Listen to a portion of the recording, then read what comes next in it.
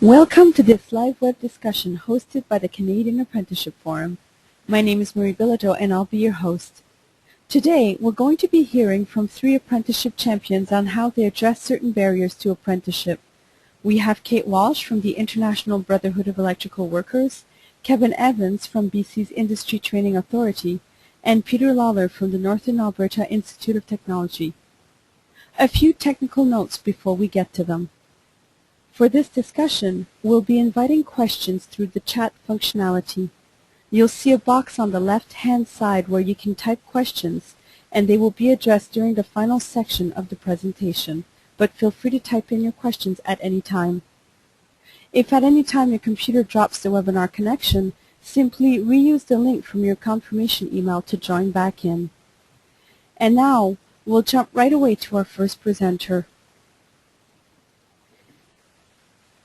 Kate Walsh is the Initiative Strategic Coordinator for the Next Gen program at the International Brotherhood of Electrical Workers.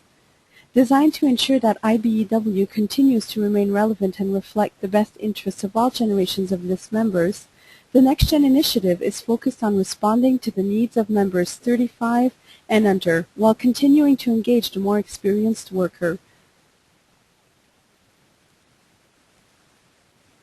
Kate, it's all yours. Thanks, Marie, and thanks for the introduction. So as Marie said, my name is Kate Walsh. I'm with the First District of the International Brotherhood of Electrical Workers, and my role with the IBEW is to develop and implement a strategy to reach out and engage the young workers of the IBEW, titled the Next Gen Initiative. My background is in marketing communications.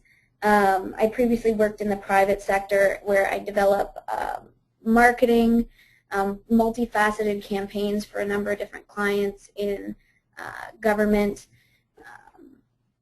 real estate, nonprofit, several different sectors, and a lot of the time my strategy needed to include a way to actively involve and engage younger demographics and get them interested in a product's company or service.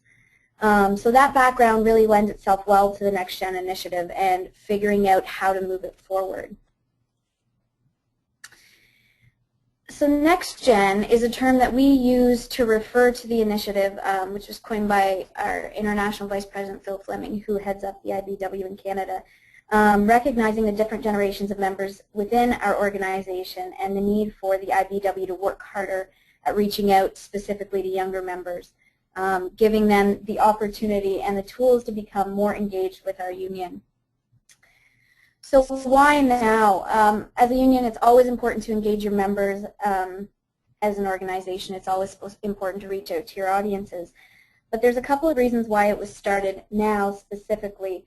We've got a lot of competition from the non-union sector, and we need to ensure we're doing what we can to educate, train, and engage the best of the best in our industries.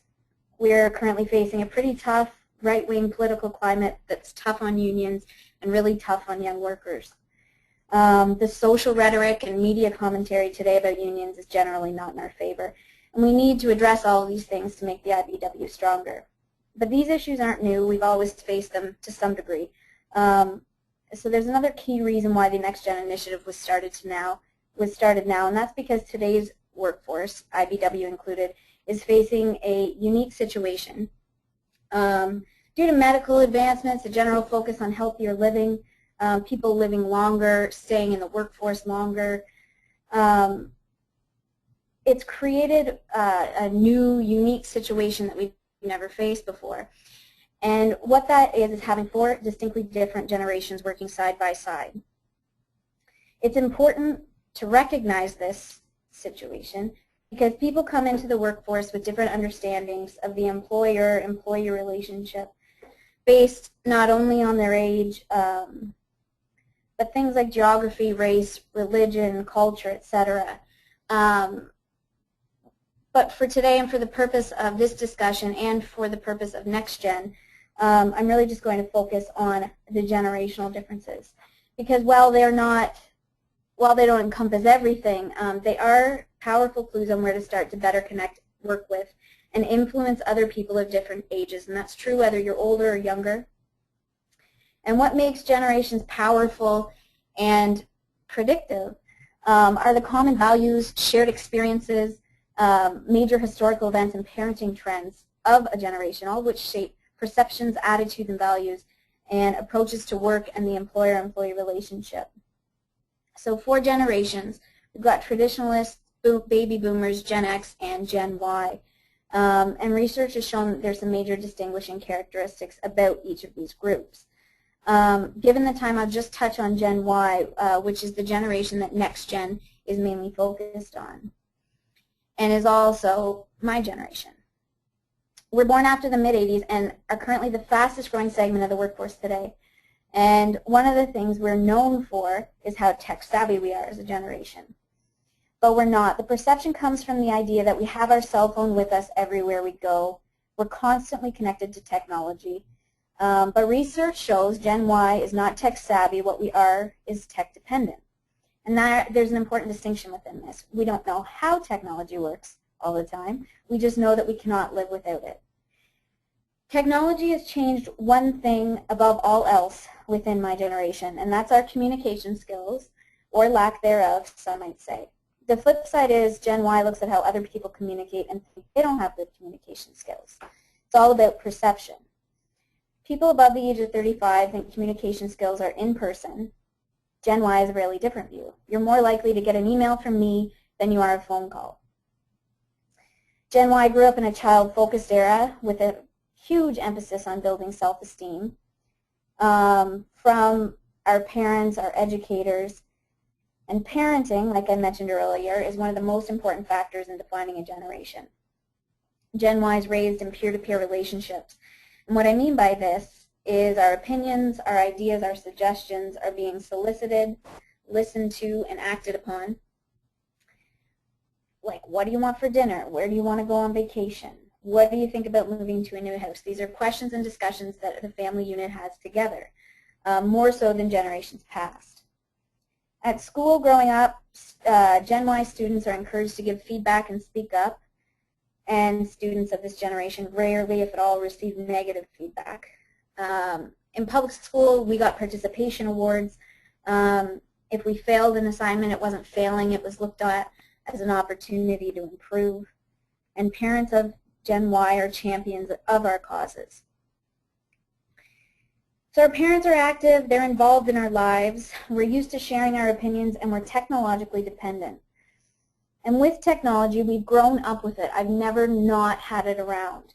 So we're used to instant gratification, accessing what we want when we want, 24-hour stores, 24-hour banking, instant messaging. We personalize our cell phones, our Facebook pages, the color of our iPods. We subscribe to blogs or follow people and outlets on Twitter that we're interested in, so the news comes to us. It's an all about me experience. We do it all at once, and we multitask like no generation before. All these factors, why I'm talking about them, affect how we enter the working world. We've got a different view as we enter the workplace, one which can make our employers, our trainers, and our coworkers mad. And I'm sure some of you have dealt with a Gen Y apprentice that showed up and felt entitled. They showed up, signed up for their first day of training, and act like you owe them something. And you're like, where do you get that? It's got a huge amount to do with how we were raised. So it can be a challenging generation to work with when entering the workforce, when entering apprenticeships, but we also bring a lot to the table. It's true we need mentoring and coaching. We need to stop typing and start talking, but the good news is that this generation wants coaching, wants mentoring. We need to be asked to be part of something, and that's something I say very seriously and with some conviction, because based on the next gen members I've met at the IBEW that I've had the chance to meet from across the country, there's an overwhelming response that they're interested, they want to be involved in something, they need to be asked. They want mentorship, they want guidance. We actually make stronger teams and stronger organizations when we have different generations represented. It's this diversity that adds tremendous value when we recognize it and integrate it. And that's what we're trying to do with NextGen. To start off this program, we engaged a general research company called NGen People Performance.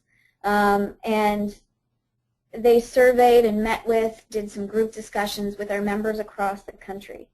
Some of the findings include that young workers in our organization feel there's not currently a space for them.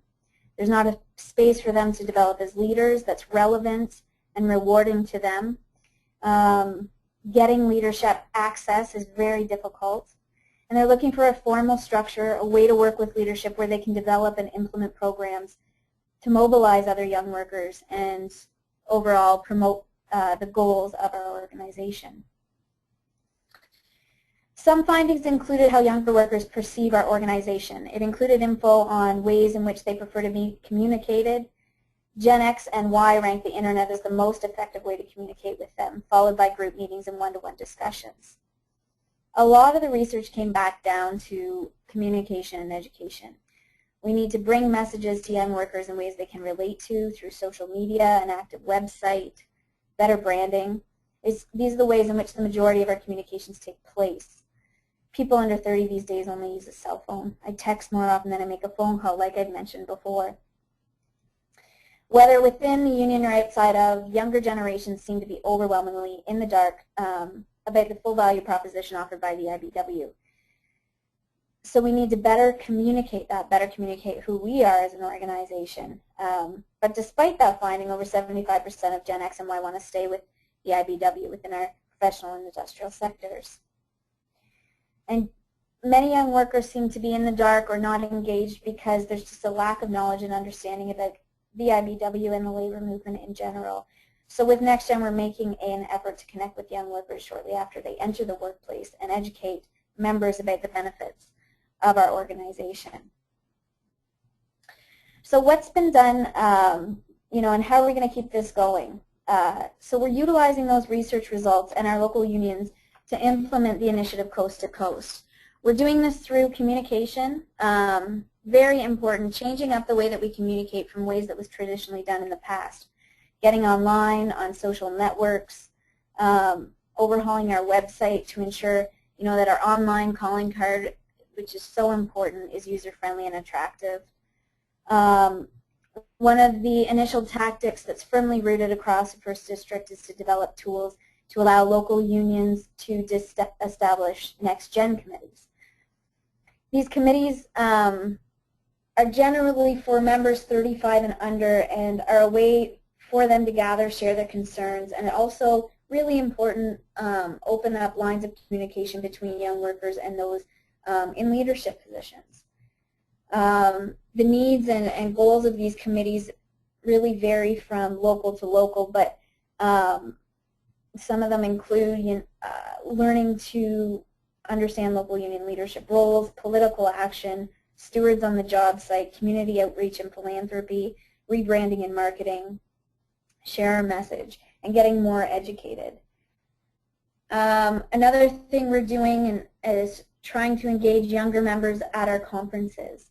Last year we held our international convention and for the first time ever included young workers under the age of 35 that were able to attend from each province and state throughout the U.S.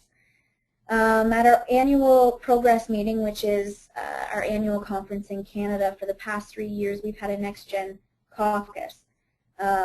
We just had it this past August, and we had over 30 young workers in attendance and members from across the country connecting via web conference for the first time. These opportunities are really positive, and opening these doors is so important because you're reaching out and giving an opportunity to young workers to get involved within the existing structure. We also held a logo contest to engage our members a little bit differently than the way we used to, where they had to tap into their creative side, and this logo was created by one of our young members from Oshawa.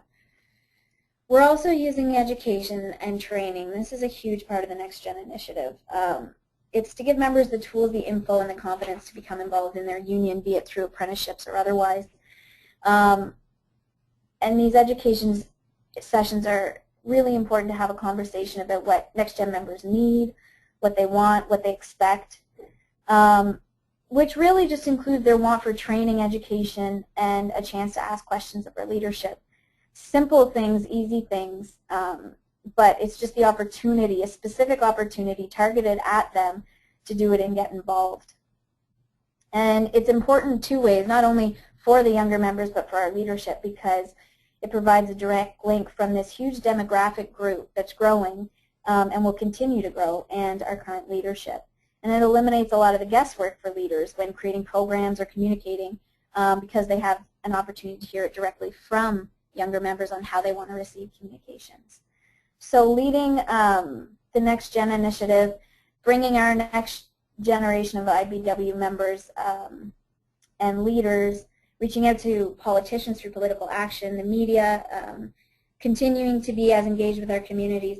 All of these things allow us to achieve greater control over how we're represented and ensure our members and working people are aware and informed of the benefits of the IBEW.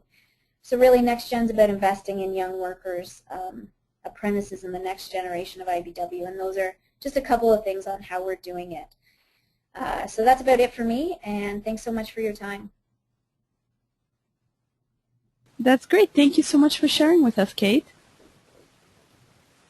All right, so I wanted to just remind individuals that came in a little bit later that we will be asking questions. You can ask questions, and you can do so. There's a box on the left-hand side of your screen, and you can type in a question. At the end of the webinar, I will take the questions and field them to the appropriate presenters. So we'll hold them until the end. We've received a few of them. Thank you very much for that. We'll now move on to the next presenter, who is Kevin Evans. Kevin Evans is Chief Executive Officer of the Industry Training Authority in BC, responsible for the governance, expansion, and improvement of BC's industry training system. So I'll give it up to Kevin right away. Thanks for joining us. Well, thanks very much. Appreciate the opportunity to share some of our experience here in British Columbia. And when I think of addressing apprenticeship barriers, the number one thing that comes to mind for a barrier is employment. You can't be an apprentice unless you have a sponsor. So that's the first barrier that you need to get across, and it's probably in British Columbia, at least right now, the most significant factor that's constraining expansion of our apprenticeship system, and that is not enough employers who are stepping up as sponsors. Apprentices rather don't grow on trees. They are the result of sponsors sponsoring them and training them. So a word about the ITA.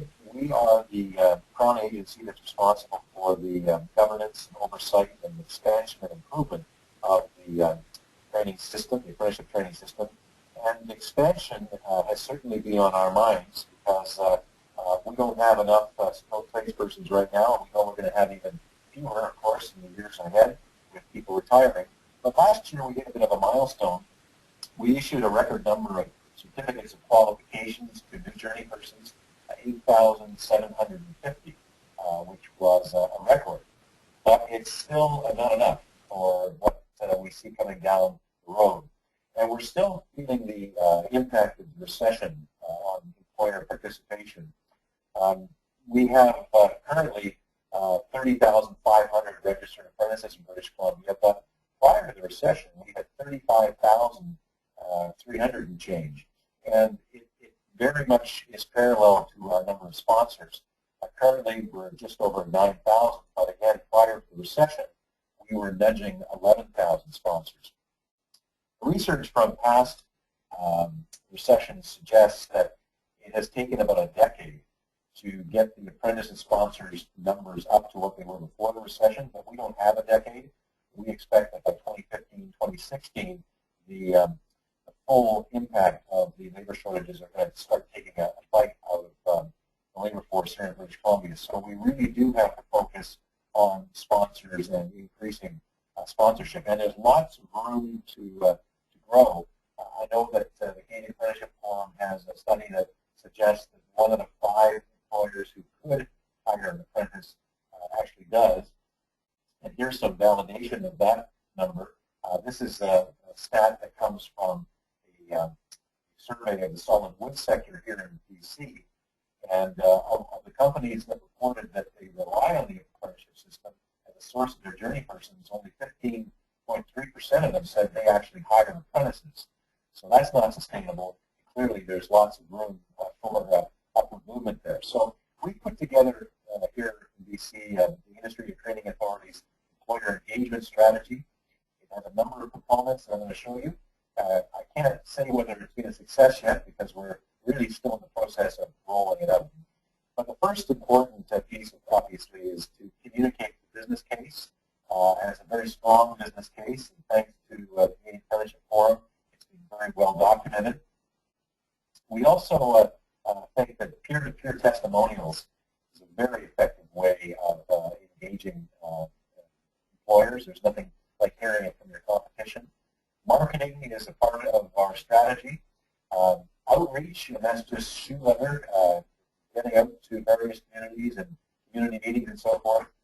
Ensuring that at the ITA and all apprenticeship authorities in every jurisdiction are providing employers with the support they need so that the apprenticeship experience for them is not a lot of red tape and it's seamless. And when they have questions, there's someone there to answer those questions. Next, of course, you've got to measure your progress. So we're starting at about 9,000 apprentices, sponsors rather, and we're working up from that. And then I got these question marks here because really it's an evergreen strategy. As we hear new ideas, we're adding elements to the strategy. The business case resources, as I mentioned, you just have to go no further than the Canadian Apprenticeship Forum for some terrific material. There's certainly no shortage of material that's available. We have established our own page on YouTube where we have posted a number of employer testimonials, and I invite you to check them out because they're, as I say, they speak very, very powerful. This is coming right from employers themselves as to why they're doing this, and they're the first to cite the business case and the business advantages. In terms of the marketing, we've got these ads running in construction publications and industry publications, natural resource publications, and the call to action is to hire an apprentice, and we're trying to steer them to our website, which has quite a bit of information and support. Another thing we're doing is issuing to all 9,000 of our sponsors, rather, this certificate of recognition, along with a decal that says, I'm a proud sponsor of an apprentice. We've also handed these certificates out to a variety of regional sponsor recognition winners. This one was in Terrace, BC, the latter part of January. And we also use those recognition winners to, again, talk to employers themselves and on videotape so that we get more material for testimonials. And that's really working out quite well. This is something that employers can download and put onto their websites, or that's also what the decal looks like that I referenced earlier. Part and parcel of this is getting out into the community, and it's a dialogue, but very much the message from the ITA is that the critical importance of employers stepping up, and that this is going to, it's a community challenge, and there's labor shortages, and it's going to require a community response, which includes employers and parents and educators and really, again, the gamut of the community if we're going to meet this challenge. It's very important, of course, to ensure that employers have everything at their fingertips that they could possibly need. Regrettably, the apprenticeship system is sometimes difficult to navigate, so we want to provide them with all the navigation aids that they possibly can. And our website is our primary resource for that, in addition to our customer service center here in British Columbia. And then finally, we're endeavoring to identify industries and individual companies that will become apprentice champions. And for example, we're doing some work with the forestry sector where we're developing some targets for increased apprenticeship participation. And by going public with those targets, we hope that the forestry sector is going to send a message to the mining sector, the energy sector, the manufacturing sector, that they really better get on the train here or they're going to be losing out, because it very much is a competition, as we know, for skill and talent. We have in British Columbia some industry training organizations that are connected with the ITA. They are independent, not-for-profit organizations, but we're really leveraging them more than ever before to get the word out to employers and knocking on doors, and that's proving to be quite effective as well. There's no replacement for actual shoe leather, that's for sure. So the key performance indicators in this strategy are our number of sponsors. We've also developed a sponsor value index, which is a survey that we will be taking annually. And there you can see the 4 components of that index. Does the training align with the skill needs of your company? Does your apprentice increase your company's profitability? Is your apprenticeship training providing your company with a recruiting and retention advantage? And finally, are the administrative requirements of sponsoring apprenticeships manageable? We've also got an employer credential satisfaction index. So that's the actual red seal, for example, or the provincial CFQ. And does the credential signal that the holder is able to meet the skills and needs of your company? Does the ITA credential, in our case, signal that the holder will increase your company's profitability? And is the credential valued and requested by your customers? So we hope by the number of sponsors in those 2 indexes to be able to measure the success of this strategy. So that, in a nutshell, is what we've been doing here in British Columbia to try and increase sponsor participation and clamber over that first barrier of employment. And I invite you to visit our website or to send us an email if you have any questions.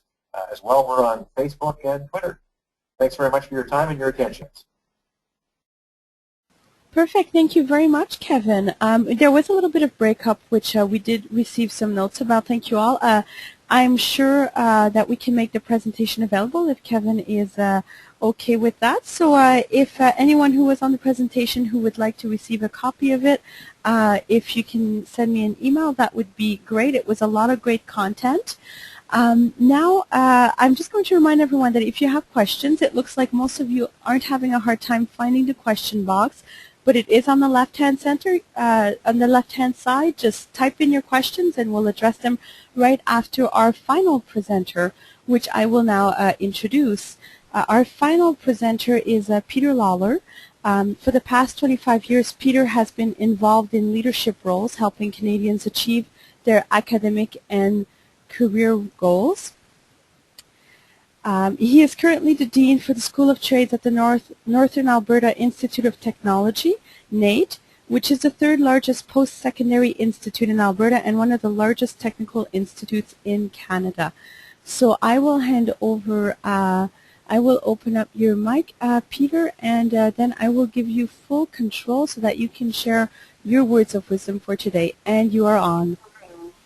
Thank you very much. Hello, everyone. Thank you for the opportunity I have to present to you today. I apologize for joining a little late. Had some personal things to deal with.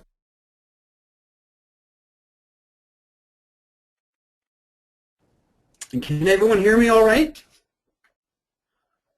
Yeah, we can hear you great now. You dropped out for a second, but you seem to be working on great now, and you have control. How's that? Is everyone can hear me all right? It's coming through loud and clear. Excellent.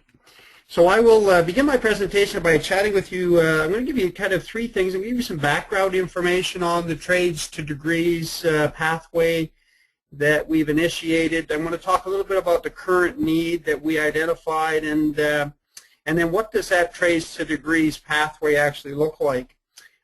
We believe it's probably one of the most innovative things that we've been able to accomplish over the last several years with respect to apprenticeship.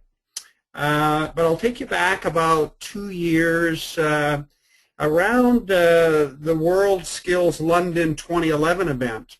And the reason I take you back there is that's really where the idea got its germination. So prior to that event in Alberta, we were hearing from employers that they felt that there was a gap between the technical skills and those folks that had potential to be leaders and their ability to actually move from the technical end of the work to the leadership side. And we began looking at that prior to going to London to see if there were some possibilities to help with that transition to develop young leaders to enter the workforce or be in the workforce and continue to really support that leadership piece. We didn't have very many ideas, but when we went over to London, we decided to spend some time speaking to some leaders from around the world, talking to them about this situation that we were sensing actually in Alberta, and I think in Canada in general as well.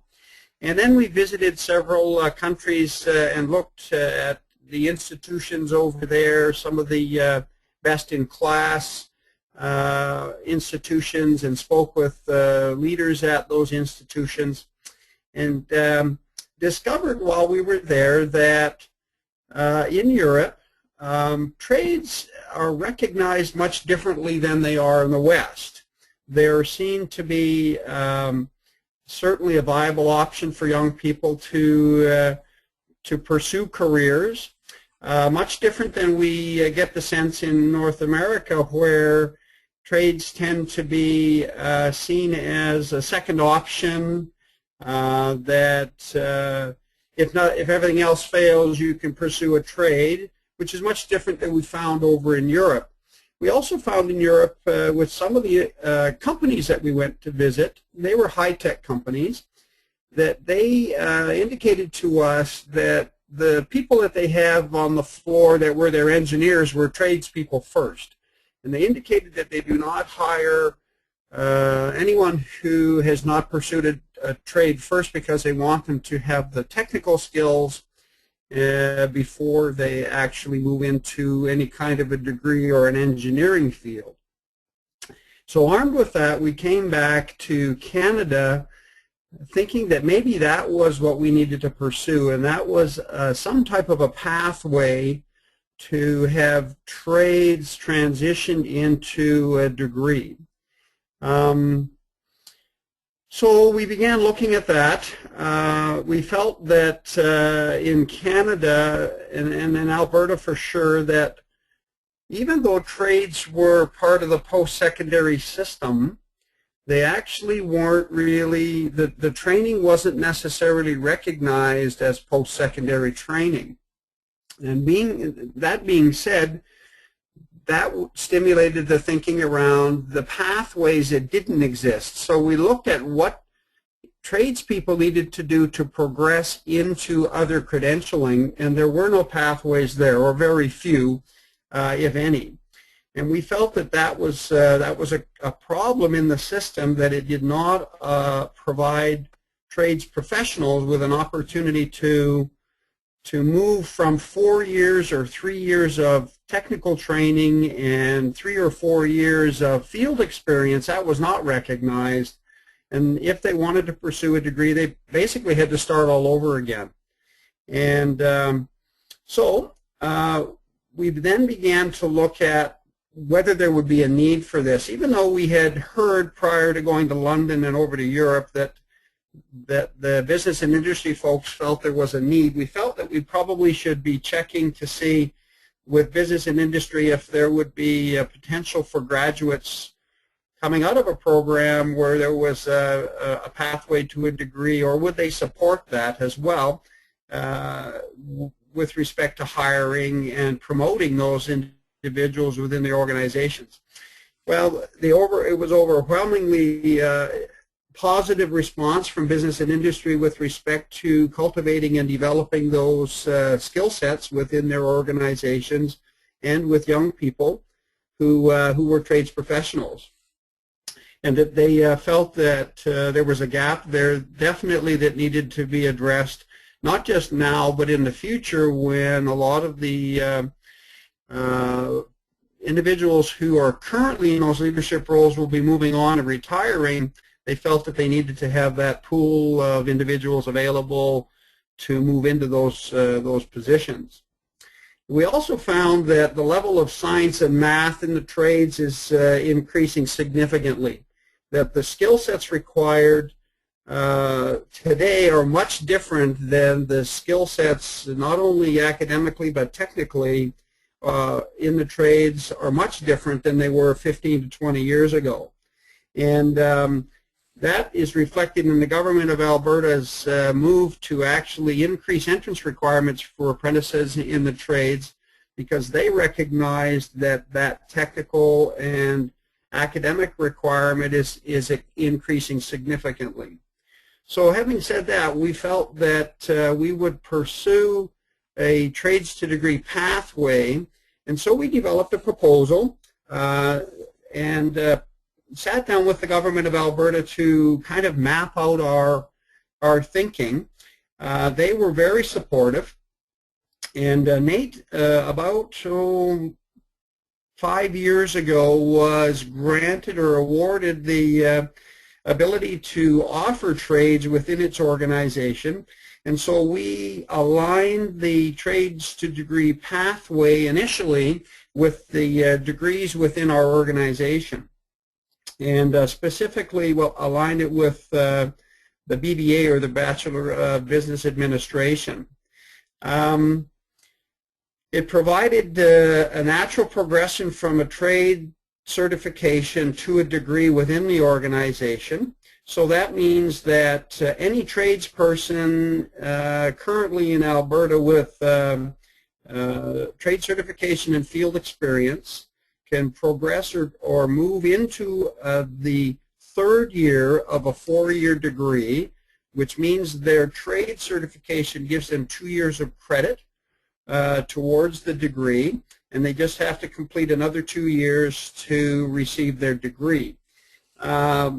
We're running a pilot this year, that's in the 12-13 academic year, and running a cohort of about 30 individuals. Those folks were selected from a list of about 100 applicants. We shortlisted based on experience and credential, and looked at, we interviewed the individuals as well prior to accepting them into the program. We've also included a couple of folks from the government of Alberta who have trade certification who work for the government in the pilot, so that we can get feedback from them. We expect that we'll be full tilt or rolling this program out fully by the 2013-14 academic year. The program is available part-time or full-time in multiple modes of delivery. Students can participate face-to-face, they can participate online through a blended learning model, through distance education. It's very flexible, and we think that this is probably one of the most innovative things that the province and that NAIT has looked at with respect to apprenticeship in quite some time. So that's kind of an overview of how we got where we are, what it looks like. I open it up for questions if anyone has any questions. Perfect. Thank you very much, Peter. We're going to head into the question period now. Now, if any of you have any questions, you can certainly still ask them in the question box on the side. What I'm going to do is I'm going to be fielding questions to each of the presenters, and they'll answer to the best of their ability, or they'll pretend that we can't hear them on the webinar. So the first question will be going to our first presenter, who was Kate Walsh. Kate, how would you suggest that youth interested in becoming an electrician get involved with the union to find their first job? Do you have any suggestions on that end? Sorry, can you repeat that? Of course. Am I breaking up? Yeah, it just, whenever you switch me to presenter, it bleeped out. Ah, okay. So how would you suggest that youth interested in becoming an electrician get involved with the union or find their first job? in order, I would say those interested in getting involved more with the union, the best way to start out is just to go to one of the general monthly union meetings and ask about NextGen. That would be the easiest thing, and then we can get in touch that way. We're also, for the NextGen program, specifically online, so via Facebook, Twitter, we're out in a couple different social media realms, so it's really easy to connect on there if somebody was interested, and I can give you my contact information as well. That's great. Thank you very much. So anybody who is interested in contacting Kate with that question, feel free, or getting any more information, feel free to contact me. I'll be sharing my contact information shortly, and I will make sure that you get the answer. Our next question will be for Kevin. Kevin, how do you get the word out to employers while trying to identify new ones or getting more involved? Are there specific avenues that you undertake? I'm sorry, I had the same problem as Kate. You unmuted me, I lost a bit of it. Can you repeat the question?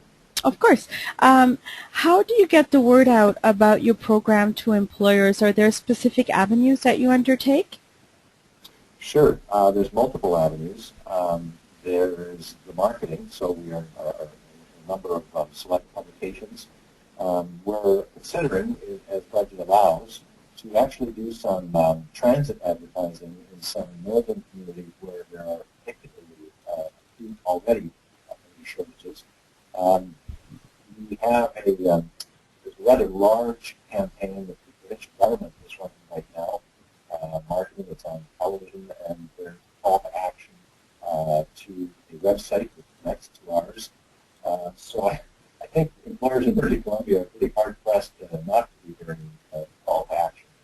And again, though, talking to professional associations, industry associations, and just getting out there as scientists we are, I don't think there's any replacement for that. This really is going to require a kind of a foot soldier approach to recruitment.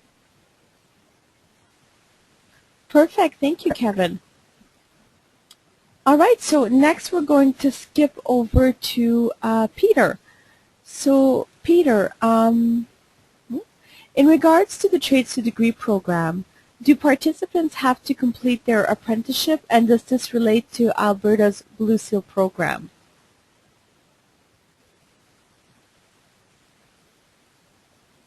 Sure. So yes, participants in the Trades to Degree pathway need to be certified journey people or journey persons.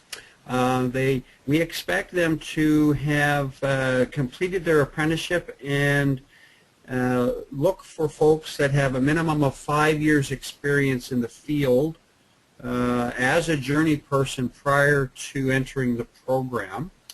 It is not aligned with the Blue Seal program. It is a separate initiative that actually aligns with the degree programs. However, anybody that has completed the Blue Seal program, we would look at doing RPL, recognition of prior learning, or doing a PLAR on that. And obviously, if they have completed courses that align with the degree program through the Blue Seal, we would recognize those. Great, thank you. We have another question for you, Peter, so I'll keep you on the line. Okay. Are they looking to open the Trades to Degrees programs to offer other degrees or other programs? Yes, that's a great question. We started with the BBA because we felt it was an easy fit to start with, but we are certainly going to open it up to other degrees as well. So we have, we're in the process of completing the approvals for the degree for construction management. We believe that there's a natural alignment there as well with trades, and we're certainly looking at the other degrees we offer to align those as well. Perfect, thank you. We'll now switch to a question for Kate. Kate, are Gen X and Gen Y more more keen on being part of the International Brotherhood of Electrical Workers because they feel there is better job security?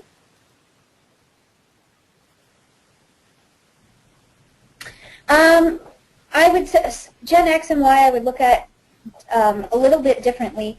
And I would say that's a bit tough. Generally, Gen Y, I wouldn't say that they do look to unions as a way of job security just because typically this generation hasn't grown up with that. We haven't grown up with labor history in school, so looking to unions as a way to ensure your rights are protected at work and that that you'll have a job for life and that you'll have a pension at the end of it.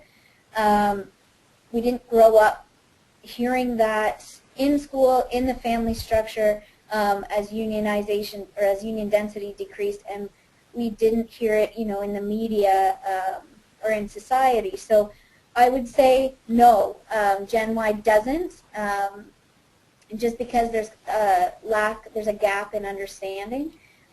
Gen X is likely more so, but they grew up seeing the baby boomer generation that devoted so much of their lives to their jobs and had company loyalty and all these things, and then whenever the recession hit in the 90s and people lost these jobs, that they devoted personal time and family time to their jobs, and it didn't seem to pay off in the end. So Gen X also kind of looks is a bit skeptical for this whole job security, job for life thing. So do they look at unions more for that? I would say no, just because there's a lack of understanding around that. Thanks. That's great. Thank you, Kate. So we have right now one more question for Peter. Are you finding, Peter, that there's interest among tradespeople in getting their advanced degree? Very much so. We find that there's a real desire for folks that have been in the field for working on the tools, so to speak, to get the skills to move into leadership roles. And we're finding that business and industry is really looking towards that type of a credential and that type of skill set with tradespeople. They really like that the tradespeople have the technical experience, and when they want to move them into leadership roles, we've heard that that they don't have the other side, the business side or the soft skill side. And some of the technical requirements to move into those leadership roles or those supervisory roles. And if the initial pilot is any indication of the interest, the number of applicants we received for the number of seats we were going to offer during the pilot was significant. It was a 3-to-1, almost a 4-to-1 application rate to the seats offered. The other thing that we've noticed, once we rolled out the initiative, we've had a significant number of calls from colleges and institutions and polytechnics across the country asking us how they can get involved and how they might be able to participate because they see the same need within their regions as well.